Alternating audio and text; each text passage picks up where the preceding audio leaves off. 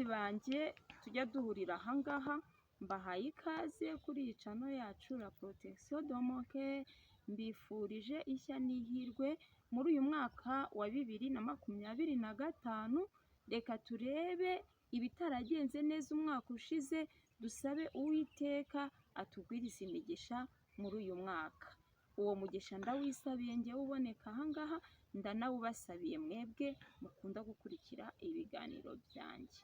Uyu munsi rero ndashaka yuko tuza mu kiganiro turebe ibintu bishobora kugira umuntu uwuciriritse, bigaragaza umuntu nk'uciriritse mu maso y'uwo bashakanye. Uba umugore, uba umugabo, hari igihe kigera ukagaragara nk'uciriritse mu maso y'uwo mwashakanye. Ibi bintu biba bimeze bite? Reka duhere ku badamu. Bamama beza, nshuti zanjye, babyeyi Imana yishimira. Buriya abadamu Imana iradukunda, abadamu Imana iradukunda, ariko nanone nyine buriya iyo twabicunze nabi nyine nayo idutera umugongo, igasa nkaho itanatwitayeho, tukababara tukarira. Niyo mpamvu rero tuba tuje ahangaha kwiga kugira ngo dushake ikintu icyo ari cyo cyose cyatuma tugubwa neza mu mibereho yacu. Iyo umuntu anezerewe, iyo umuntu atuje, iyo umuntu yishimye, bituma n'imitekerereze ye igenda neza, bituma akora imishinga ikunguka. Rero impamvu nshaka yuko tuza muri iki kiganiro, hari ukuntu ndavuze ni reka mpere ku bamama. Hari ukuntu ujya kureba ukabona nk'umuntu w'umudamu agiye kuba nk'uciriritse imbere y'uwo bashakanye. Ibi bintu biterwa n'iki? Tugiye kubyiga kugira ngo tubyirinde, ibyo bintu ntibizatugaragaze nk'abaciriritse mu maso y'abo twashakanye nabo. Ni ukuvuga ngo umudamu ajya kugaragara mu maso y'uwo bashakanye nk'uciriritse. Ubwo ndavuga umuntu udafite agaciro, ugaragara mu maso y'uwo mwashakanye nk'umuntu uciriritse, nk'umuntu wa feki ufite iyi myitwarire. Hari ukuntu twebwe abamama tubaho, ugasanga uri wa muntu utabasha kwiha agaciro, uri wa muntu ugendana n'abantu baciriritse. Iyo ugendana n'abantu baciriritse, ndabavuga muri ubu buryo ndabasobanura, bituma nawe ugaragara nk'uciriritse. Abaye ushobora kuba uri umudamu ukajya ugendana n'abandi badamu bagenzi bawe, ariko b'abasinzi, b'indaya, mbese ba bantu ubona badafite epfo na ruguru, ubona ari ba bantu utamenya imico yabo, bafite imyifatire idahwitse. Iyo uri umudamu ugakunda kwicara mu kabari, buriya kunywa inzoga, ntabwo nyinywa, kunywa inzoga ku muntu uyinywa ashobora kuyinywa yibereye mu rugo iwe. Ku badamu nibo ndimo kuvuga, nibo nahereyeho. Unywa inzoga uri kumwe n'umugabo wawe, ibyo ntibigire icyo bitwara, ariko nabwo ukamenya urugero uri bunyweho utari burenze. Kirazira kikaziririzwa kubona umudamu wasinze. Bamama beza, iyo unywa inzoga utabasha kwirimita, ugapfa kwinywera ukagotomera iziguhagije zikakurenga, umugabo iyo akubonye wasinze cyangwa akabona abantu barakuneguye ngo umudamu wa runaka ni umusinzi, ahita agutakariza icyizere, ahita yumva agufashe nk'umuntu wa feki, hahandi asigara yumva atanakikubaha kubera yuko aba abona wabaye usuzuguritse.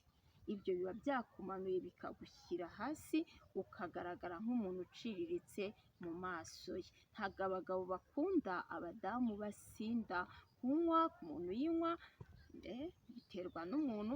Niba winywera ariko umumama mwiza udashaka kugaragara nk'uciriritse, aranywa ariko akirinda za nzoga ziri bumusindishe, akagenda asabagira mu muhanda. Abenshi hari igihe umuntu anywa inzoga akinyarira, tujya tubibona. Hari igihe umuntu anywa inzoga akavuga amagambo menshi aterekeranye. Hari igihe umuntu anywa inzoga bigatuma muri makeya yambara ubusa ntabashe kwikontorora, ibyo bintu bitugaragaza nk'abaciriritse mu maso y'abo twashakanye. Ikindi kintu cya kabiri gishobora kutugaragaza nk'abaciriritse mu maso y'abo twashakanye ni ukuba uri umumama ukabona witwara nk'indaya. Uri wa muntu mu myambarire wambara ubusa, wivugira ibyo ubonye, ugendana n'abantu b'ibirara. Iyo ufite iyo mico ugendana n'ubuntu bw'ubudamu bw'uburara, cyangwa se n'iyo baba ari n'abagabo ukajya ugendana na ba bagabo b'indaya ruharwa, ba bandi ubona nabo ubwabo b'abasinzi bageze gute, ni ukuvuga ngo ibi bintu bigutakariza agaciro, bigatuma umanuka imbere y'umugabo wawe, ntube ukiri uwo hejuru, ntube ukiri uwo kubahwa, ahubwo ugahita ugaragara nk'uciriritse. Ikindi kintu cya gatatu nacyo kitugira abaciriritse, ni ukuvuga ngo buriya abagabo mu mimerere yabo, muri kamere yabo, bashaka kubaho bubahwa mu mafuti yabo no mu byiza byabo, igihe cyose bakenera ibyubahiro. Twebwe rero abamama hari ukuntu ibintu bikurakaza, wenda nk'akantu kagaturuka ku mugabo kakakurakaza, kamara kukurakaza ugasanga urazamutse ugiye hejuru cyane, induru uyihaye umunwa, uravuze. Aka kantu umugabo atitaye ku makosa ye yaba yafite cyangwa se waba umurenganyije, buriya hari igihe satani ageze akatwongorera utuntu ugasanga urakajwe n'ibintu bitariho. Reka tujye tubivuga, bibaho, nanjye bimbaho. Hari igihe urakazwa n'ibintu bitari ngombwa ko bikurakaza, noneho umugabo igiye kumuzanaho wa mujinya na bwa burakari, ukazana induru ndende, ukavuga amagambo menshi, uhita ugaragara nk'uciriritse mu maso ye. Ntabwo we abona yuko ufite ibyakurakaje, no kugira ngo mwumvikane ntiba birimo gukunda, wakubona nk'aho uri umunyamatiku, uri umunyamahane. Bamama rero, mu isi ntabwo ibibabaza umuntu byabura, ibituzamurira umujinya ntibyabura, ariko nanone dukwiye kwiga gukontorora umujinya wacu. Ibi ndabikubwira nanjye mbyibwira ko nanjye ndi umuntu, ntabwo ndi umwere, ntabwo ndi marayika, ibintu byose biberaho kugira ngo twige. Ahangaha akenshi muzajya mubone abagabo bahora bavuga yuko turi abanyamahane, turi abanyamatiku, abagore ntibashoboka. Usanga abagabo benshi bakunda kuvuga ngo abagore ntidushoboka, nyamara ntabwo ari uko uba udashobotse, kuko ajya kukuzana yabonaga ufite imico myiza, abona ushobotse, ahubwo wageze muri rwa rugo hari ibintu byinshi urimo ugenda uhuriramo nabyo, ugasanga bikuzamuriye umujinya, uburakari. Ibyo byakuzamuriye umujinya, uburakari wabishyira hejuru cyane, wahita abona yuko uri mubi, ahita abona yuko udashobotse, ahita abona yuko ni ukuvuga ngo ahangaha rero wenda ikintu twahigira ni uko ibiturakaza ibyo ari byo byose, byaba ari ukuri, byaba ari n'amafuti, tugomba gukontorora umujinya wacu, ukamenya urugero uri burakareho, ariko nanone ukagaruka vuba kugira ngo bitaba rwaserera. Abagabo ntibakunda rwaserera, ariko nanone bagabo beza, nimvuga gutya ntimukajye mudukorera amakosa ngo mwumve yuko twebwe tuzajya duceceka ngo ni ukugira ngo turebe neza. Tuzajya tubivuga, tuzajya tunabatonganya nibiba ngombwa, ariko ibintu byose bikorwa muri disipurine. Ahangaha rero umudamu udashaka kugaragara nk'uciriritse imbere y'umugabo we, yiga ikinyabupfura. Ibintu byose ntabwo ari ko uhuragura ibigambo ngo ubizane uko byakabaye. Ugomba kubanza gutekereza iri jambo ngiye kuvuga, niba ari umuntu ugiye gucyaha, ugomba kwiga uburyo bacyaha mu ituze. Ibyo byose tugomba kubyiga. Rero ahangaha turimo kwiga ibintu bitugaragaza nk'abaciriritse mu maso y'abo twashakanye nabo. Hari ikindi, hari ukuntu umugabo aba afite ibintu akunda. Umugabo aravuze ati wenda simba nshaka yuko ugira ahantu ujya, ntabwo mbikunda mada, sinkunda kugenda. iyo yamaze kukubwira ngo ibi bintu simbikunda, bamama bunkurikiye twige aka kantu, gukunda ibyo abagabo bacu bakunda. Hari ibitunanira, umuntu akaba yakubwira ati njyewe sinshaka ko uzasubira gusenga, ukumva wowe ntiwabishobora. Ibi bintu utashobora ntabwo ari byiza kuhita umwereka yuko ibyo bintu udashobora kubigenderamo, ibyo ashaka udashobora kubigenderamo. Hari igihe agutegeka ibintu ukumva ntubishoboye pe, ukumva biranakuvunnye biranakuremereye, ariko ahangaha ibintu iyo bikuremereye twige gusa nk'aho wemeye ibintu bisa nk'aho binakugoye utazanashobora. Wige uburyo uriya muntu uzamutwara ukazagerageza kumwereka yuko nubwo yagushyize muri biriya bintu ariko bikubereye umutwaro. Uyu muntu iyo wamujyanye neza ukamwereka ko ibi bintu bikubangamiye, ukamwereka yuko ibi bintu bikuvunnye cyane, iyo wabishyizemo cya kinyabupfura nababwiye, agera igihe akabona yuko koko yagukoreye umusaraba udashoboye kwikorera. Hari ukuntu rero twebwe abamama, umugabo ashaka kuzana amategeko n'amabwiriza mu rugo rwe, akakubwira ABCD, ndashaka ko ugendera kuri ibi kuri ibi kuri ibi kuri ibi kuri ibi. Noneho wowe bitewe na ya mahane wifitemo na ya kamere yawe wifitemo yo kutabwirwa ngo umanuke, ugahita umuzamukana ukavuga uti njye ntabwo nshobora. Abagabo barabyanga, ntabwo nshobora. Iyo akubwiye ikintu wowe ukamwereka yuko udashobora kugikora, ahita akubona nk'umunyagasuzuguro, umugore wananiranye, akubona nk'ugiye kumuyobora. Ni handi abagabo bagaruka bakavuga ngo tubagira inganzwa, kubera yuko ibyo yashatse kumukorera wowe ntabwo ubishoboye, ariko ntabwo uzi uburyo bavugamo ko bidashoboka. Ahubwo wowe uhita uzamukira hejuru ukamwereka yuko niyo yateka ibuye rigashya ibyo bintu utabikora. Niba yavuze ati manuka hepfo, wowe ugahita uzamuka ruguru, hama hamwe birahita bibyara rwaserera. Kandi umuriro watse mu rugo uturutse ku mugore, uyu muriro kuzima biragoye. Bamama beza, mujye mureka abagabo bacana umuriro, ugurumana ari buturutseho, ariko umuriro waturutse ku mugore rwose uyu muriro kuwuzimya twebwe abadamu biragorana, ari wowe wawiyakirije. Aha twari turimo kuvuga ibintu bigaragaza umuntu nk'uciriritse mu maso y'umugabo we. Reka noneho tugende turebe ibintu bigaragaza umugabo nk'uciriritse mu maso y'umugore we.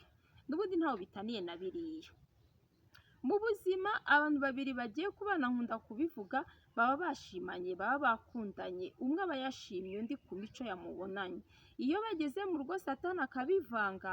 Bagabo mudukurikiye, namwe nimwige ibintu bituma mugaragara nk'abaciriritse imbere yacu. Ibyo bintu mubyirinde, mujye muhora mugaragara nk'abantu bari hayi. Icya mbere, umugabo w'umusinzi natwe abagore ntitumukunda. Kubona umugabo wasinze agenda yandika 8 mu muhanda, uhita uvuga uti mana yanjye. Kumva n'abantu babivuga utanabibonye, bakavuga uburyo yari arimo agenda asaba yangwa, uhita wumva yaba data we, ubishoboye wamwirukana. Ibi bintu biratubabaza twebwe abadamu, kandi abagabo babumva bari mukuri, abayumva nta kibazo, ibyo yakora byose oya, ntabwo ibintu byose abagabo mukora ntabwo ariko bidushimisha. Icya mbere nakivuze, bwa businzi bw'indengakamere nkuko nabivuze ku badamu. Ikindi cya kabiri rero, bapapa abagabo beza, uramutse ugiye mu ngeso z'ubusambanyi umugore wawe akabimenya, hamwe biba byarangiye we, biba byarangiye. Uriya mugore kugira ngo uzamuhindukize umubwire ngo nkunda biravunana cyane. Sinzi icyo wakora, sinzi uko wabigenza.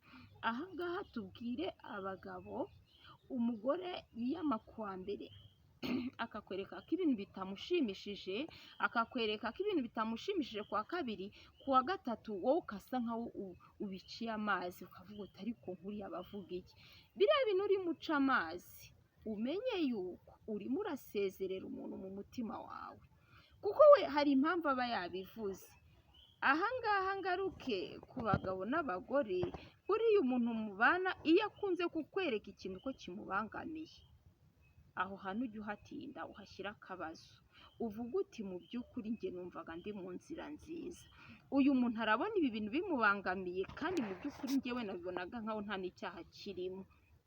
Hari ukuntu satani atwereka, njya mbivuga, ukareba amarari akakwereka ibintu akabikomeza cyane kandi bitanakomeye, akakwereka ikintu akakigusetingamo kandi atari ko kimeze, ukabona umuntu mububi kandi adafite, ukabona ngo yagendanye na runaka ukabona ibintu biramurakaza. Hindura sitarateji wagenderagamo, uvuga uti uyu muntu kubera ko ibi bintu bimurakaza, reka mpindure imyitwarire kugira ngo mbane n'uwo turi kumwe amahoro. Niba ubona utaha ijoro umuntu bikamubabaza, wowe watashye ijoro wibereye mu kazi nta n'ibyaha wari urimo, ariko we bitewe n'ibintu afite mu mutima we arimo kumva ko uba uvuye mu byaha. Hindura wige gutaha kare kugira ngo worohere uwo muri kumwe. Njya nkunda kubivuga, abagabo rero hari igihe bigira igufwa akumva kuko ari umugabo cyane cyo ntiwamukubita ntiwamurenza nta n'uko wamuraza hanze n'ubundi uritotomba birangiriraho. Ako se mu by'ukuri birakwiye ko urarana n'umuntu mu nzu akuduhira mu matwi hejuru y'ibintu ukora kuwa mbere no kuwa kabiri udashaka guhindura? Aha rero bapapa beza, abagabo bacu, mujye mwiga namwe guca bugufi igihe kiri ngombwa. Ntujye hasi ngo umugore agukandagire hejuru, ariko nanone ntujye hejuru cyane nabwo ngo umwereke ko umusuzuguye kuko bitabiba bibi cyane. Ibi bintu bizura amahane y'umugore, n'umugore utagiraga amahane cyane iyo ukomeje kumwereka yuko umuciye amazi niko umujinya n'uburakari bigenda birushaho kumurenga. Ikindi kintu rero kigaragaza umugabo nk'uciriritse mu maso y'umugore we, umugabo utita ku rugo, umugabo w'igisambo udahahira urugo, usiganya umugore ashaka ngo umugore ngo byose nabikore. Habaho abagabo bameze gutyo bikunda, akumva amafaranga yabonye akabanza kwitekerezaho no kwikemurira ibibazo bye, akibagirwa yuko afite umugore n'abana bakeneye kurya, ugasanga umugore ararya yiyushya kuya kandi afite umugabo ukorera amafaranga. Ibi bintu rero bagabo beza mwibuke ko abadamu turabyara tukarera, kubyara ni ukuvunika, kurera ni ukuvunika, noneho hagakubitiraho n'ibintu byaje n'ubundi natwe tujya gushaka imibereho. Rero iyo uzanye na bya bindi wowe wagakemuka bimugereka hejuru, mu by'ukuri uramuvanga mu mutwe, utuma umugore ahita ava ku murongo, ugasanga oya ntabwo ari byiza. Umugabo mu rugo usibye kuryama no guhahira urugo, kwita ku bibazo by'umuryango, nta kindi kintu mubazwa. Nese ubwo ngubwo niba wanze kwikorera za nshingano zo kwita ku muryango, uzajya uzusha kuryama no gutera inda, ko ni akazi? Mu by'ukuri bapapa beza, aha hantu matinde, ntuzakenere kuryamisha umugore utahahiye, umugore wababaje wateye agahinda. Ibi bintu biba ari bibi cyane. Ikindi kintu kigaragaza umugabo nk'uciriritse, umugabo wifata akirirwa mu gakungu k'ubukobwa budafututse, ubugore budafututse, ubuntu bwa feke, ukuntu ubuntu bw'uburara bw'uburaya. Nk'uko navuze yuko kizira kuba uri umudamu ukagendana n'ubuntu bw'ubugabo bw'ubusore bw'uburaya bw'ubuntu bwa feke budashinga, niko n'umugabo kizira kikaziririzwa kugendana na bene ubwo buntu bwabo. Ugasanga uri umugabo wiyubashye, uri umugabo rwose w'igihagararo, uri umugabo twongereho w'umukristo, ariko wajya kureba ugasanga ukundana n'amayibobo, ugendana mu by'ukuri ari ukuntu ushobora kugendana n'umuntu n'ubundi yabona uhagararanye na runaka akavuga ati kubera ko ahagararanye na runaka, akavuga ati buriya bashobora kuba bafite imishinga barimo, bashobora kuba bafite, ukaba wanamubeshya niyo waba urimo kwiteretera, ukaba wanamubeshya uti buriya runaka hari ukuntu nshaka kugira ngo ajye yigisha uriya mwana wanjye gukora ibintu bya resitora, ndashaka nyigira umushinga wa resitora kuko ayicuruza, nshaka kugira ngo nanjye nshiga akaresitora ashyire muri ya mwana wacu. Ukabeshya umugore gutyo, ashobora gupfa kubyemera kuko abona umuntu murimo kuganira ari n'umuntu ufatika. Akose mu by'ukuri uzagenda arana imbobo ubona zidafite epfo na ruguru, ubona nta n'urwara rwo kwishima, nazo ubwazo zitibereyeho, ni bya birara, ni bwa businzi. Mu by'ukuri umugore atakureba akavuga ati mana yanjye uyu ni umugabo nashatse ni iki? Bapapa beza, aha hantu naho muhatinde, ni ukuri ahangaha turimo kwiga ibintu ndimo kubabwira, nanjye mba ndimo kubyibwira. Bivuga ngo rero ubyumva bihinguka mu gutwi, bihita mu gutwi, bitunguka mu kundi byigendera, ibyo ni akazi kawe. Urugo wasenya ni urwawe si urwanjye, warusenya uzicuza kandi njyewe urwanjye ntirurimo.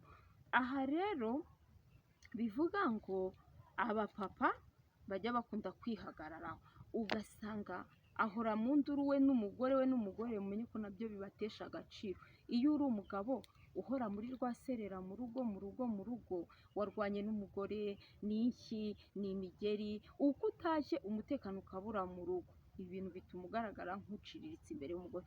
Iyo wakubise umugore, iyo watutse umugore, iyo mana we nta n'ikintu uba ukivuza imbere ye, ibyo ngibyo ndabikubwiye. Ejo ntuzajye mu bantu urira umugore wanjye aransuzugura. Yo, nta mugore usuzugura umugabo wamwubashye. Iyo umugabo yagusuzuguye bituma wumva mu mutima wawe ugenda umuhaga umuhararuka. Rero ahangaha abagabo kugira ngo agaragare nk'umuntu uri hayi, umugabo wo kubahwa ni uko abasha kwigengesera, akiga korohera umugore we. Hari n'igihe uba uri umugabo ukaba ugira umugore ukurusha amahane n'amatiku, ariko icyo gihe uremera ukamanuka kugira ngo wibonere amahoro.